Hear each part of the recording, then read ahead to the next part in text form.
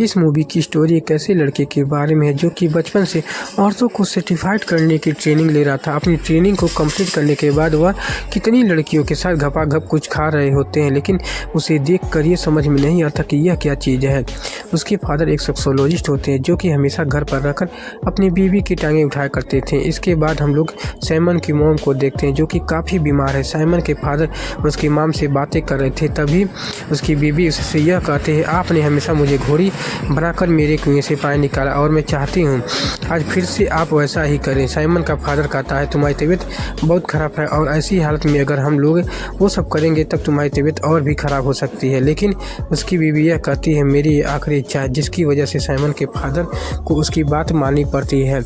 और उसके बाद ये लोग भयंकर घपाघप कर रहे थे। साइमन भी उनकी आवाज़ों को सुनता है, वह दरवाजे से उन्हें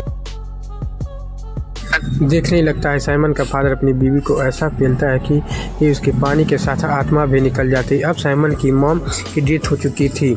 इसके बाद अब उसका फादर बाहर आता है। वह साइमन को उसकी मॉम के पास लेकर जाता है। वह अपने बेटे को कामसूत्रा की बहुत सारी बुक दिखाता है और वह कहता है, अब मैं तुम्हें औरतों को सर्टिफाइड करने की ट्रेनिंग दूंगा। कल सुबह से तुम्हारी ट्रेनिंग शुरू होगी। साइमन का फादर उसे सारी टेक्निक सिखाता है, यहाँ तक कि ये वह औजार को बड़ा करने की तकनीक भी बताया। सर, साइमन ने बहुत सालों की ट्रेनिंग की थी। अब साइमन बड़ा हो चुका था। तभी उसके पिता यहाँ आकर उसे यह समझाते हैं, अगर किसी का पहला गपगप अच्छा नहीं जाता है तब उसकी पूरी ज़िंदगी बर्बाद हो जाती है। इसीलिए उसका फादर उसे किसी के साथ भी इंटीमेट होने की पसंद नहीं देता था। लेकिन साइमन कंट्रोल नहीं कर पा रहा था, इसीलिए एक दिन वह अपनी नौकरानी को ही पकड़ लेता है। लेकिन तभी साइमन का फादर आ जाता है और वो कहते हैं, जब तक मैं ना कहूँ तब तक तुम ये सब नहीं करोगे। सुनकर साइमन काफ़ी उदास हो जाता। कुछ दिनों बाद सू नाम की एक लड़की साइमन के घर में रहने के लिए आती है। उसके फादर यह बताते हैं, सू उनकी दोस्त की बेटी है, घर में उसके काफ़ी प्रॉब्लम चली है। सू कुछ दिनों वो यहीं पर रहेगी। सू जब यहाँ आ रही होती है तभी साइमन के शत्रु को देखता है और वह काफ़ी अट्रैक्ट हो जाता है और साइमन सू को छुप छुप कर देखा करता था। तभी साइमन के फादर फिर से आ जाते हैं और वो ऐसा ना करने की वार्निंग देते हैं। लेकिन साइमन तो एक नंबर का ढरकी था।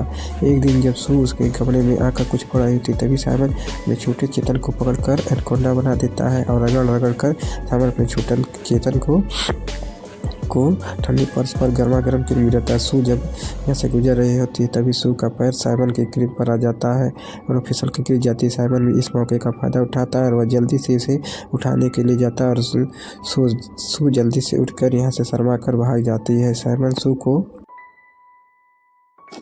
याद करके हाथ गाड़ी चलाता है। साइमन सू को नहाते हुए चुपके से देखता है। साइमन सू भी अपने हाथों से अपने आप को प्लेजर दे रही थी। साइमन सोचता है, हम दोनों को एक दूसरे की ज़रूरत है, अब हम दोनों को मिलने से कोई भी नहीं रोक सकता है। वह बाथरूम के अंदर चला जाता है। सू भी उसे यहाँ देखते हैं। इसके बाद ये लोग अपनी पीलन क्रिया शुरू कर देते हैं। यहाँ यह लोग हर रोज़ काफ़ी घपाघप करते हैं। उसके बाद से साइमन को सू से प्यार हो जाता है। साइमन सू कर जब उठता है तो उसे ऐसे एक लेटर मिलता है। उस लेटर में लिखा था, मैं एक प्रोस्टिट्यूट हूँ और तुम्हारे पिता तुम्हारे साथ रहने के लिए मुझे पैसे दिए थे ताकि तुम्हारी ट्रेनिंग चेक कर सकूँ और अब मैं यहाँ से जा रही हूँ। लेटर पढ़ने के बाद साइमन काफ़ी उदास हो जाता है। तभी साइमन के फादर यहाँ आकर उसे समझाते हैं कि तुम्हें लड़कियों के पीछे नहीं भागना चाहिए, तुम्हें अपनी ज़िंदगी में बहुत बड़े काम करने हैं। इसके बाद से साइमन उसके फादर साइमन को एक सफ़र पर भेज देते हैं और वो कहते हैं, अगर तुम्हें इस सफ़र में कोई भी पसंद आती है तब तुम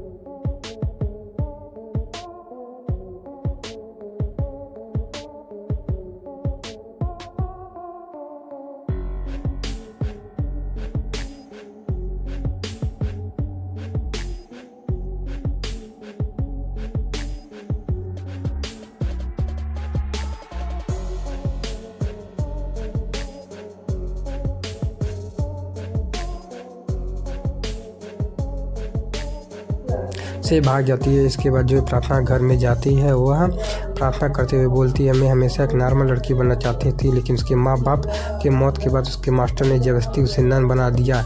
वह कहती है, साइमन मुझे काफ़ी पसंद है, लेकिन यह बात उससे कभी नहीं कह पाऊंगी। लेकिन साइमन उसका पीछा करते हुए यहाँ तक आ चुका था। वह जूही की सारी बातों को सुनता है। जूही जब साइमन को पीछे से देखती है तब वो बहुत घबरा जाती है। साइमन उसके पास आकर उसे पकड़ लेता है और वह कहता है, मैं भी तुम्हें बहुत पसंद करता हूँ। यह लोग भयंकर गपागप करते हैं।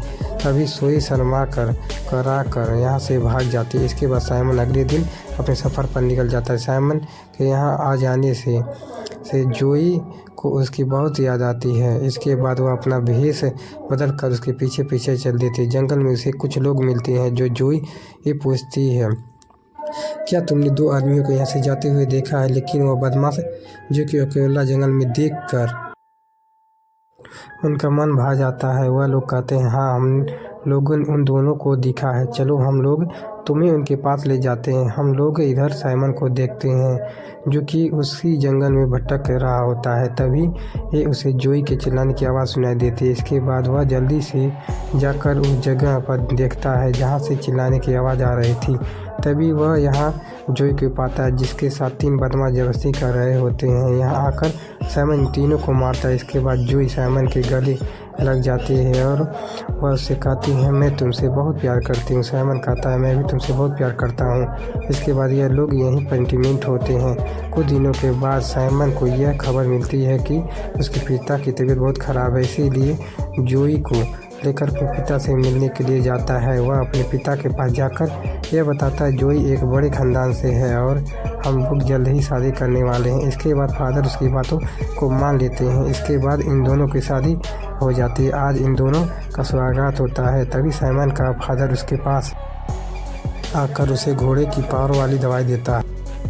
उस दवाई को खाने के बाद साइमन का छोटा चेतन अनकोंडा बन जाता है। इसके बाद ये दोनों सुबह तक जीवन क्रिया में लगे रहते हैं। साइमन के फादर की मौत हो जाती है और सारी जिम्मेदारी अब साइमन पर आ चुकी थी। साइमन एक बार अपने नौकर के साथ अपने दोस्त के घर गया होता है। तभी नौकरानी यहाँ उनके पीने के लिए कुछ लेकर आती है। उस नौकरानी को देखकर राजा उनकी तरफ अट्रैक्ट हो जाता है। तभी राजा की बीवी यहाँ आती है और वह उस नौकरानी को एक जोरदार थप्पड़ मारती है, क्योंकि उस नौकरानी की वजह से राजा का ध्यान अपनी बीवी से हट गया था। जब साइमन झील के किनारे बैठा हुआ था तभी साइमन को वहीं पर नौकरानी देखती है जो कि यहाँ पर रो रह रही थी। जब साइमन उससे रोने की वजह पूछता है तब वह कहती है, आज उसकी मालकिन ने उसे खाने के लिए कुछ भी नहीं दिया।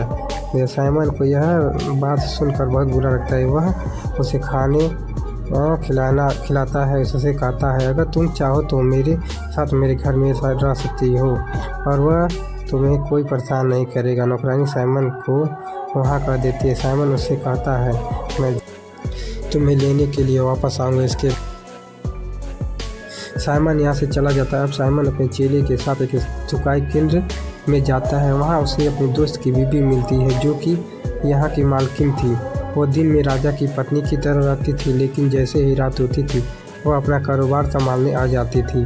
वह यहाँ साइमन को यह बताती है, हमारे ये चुकाई केंद्र में एक दिन में बस एक ही बुकिंग होती है और आज की बुकिंग तुम्हारे चेले को मिल चुकी है, इसीलिए आज तुम्हारा चेला कुछ भी नहीं हो सकता है, तुम कल आना। इसके बाद साइमन उदास होकर यहाँ से जाने लगता है। तभी रास्ते में जाते हुए उसे एक आदमी मिल उस आदमी से बात करते हुए साइमन चुकाई केंद्र में जो भी कुछ हुआ उसके बारे में उस आदमी को बताता है। लेकिन तभी अचानक कुछ आदमी यहाँ आकर साइमन पर हमला कर देते हैं। साइमन ने बहुत सालों से ट्रेनिंग किया था, इसीलिए वह इन सभी आदमियों को मार देता है। लेकिन तभी एक आदमी दूर से साइमन को बेहोशी वाली तीर मार देता है, जिसकी वजह से सब यहीं पर बेहोश हो जाता है। ये लोग साइमन को पकड़ कर एक औरत के पास ले जाते हैं।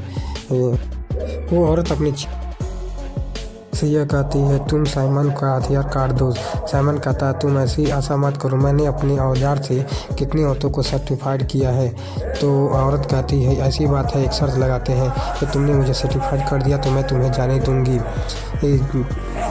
बाद से उस औरत को वो सर्टिफाइड कर देता है। फिर साइमन उस औरत से नौकरानी के बारे में पूछता है।